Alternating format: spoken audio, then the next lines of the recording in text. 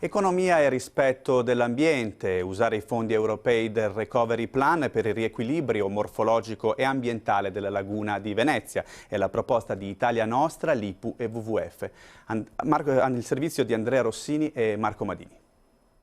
Il piano varato dalla Commissione europea in queste ore al centro del dibattito governativo, 209 miliardi destinati all'Italia, ha l'ambiente e la transizione ecologica come punti fondamentali della strategia per la ripresa. Venezia e la sua laguna possono diventare un punto di riferimento per l'Europa, secondo gli ambientalisti, che chiedono al governo di utilizzare una parte delle risorse del Recovery Plan per il riequilibrio morfologico della laguna, risanando gli effetti di anni di dissesto idraulico. Il primo punto è quello della riduzione della profondità del canale dei Petroli, che è stata indicata da più parti, da più studi, dallo stesso CNR come la causa principale del dissesto lagunare. Ridurre la portata dei canali significa progettare la completa riconversione del sistema della portualità lagunare, sia turistica che commerciale. Secondo noi l'attività portuale può essere garantita pianificando in tempi rapidi un porto all'esterno di Venezia.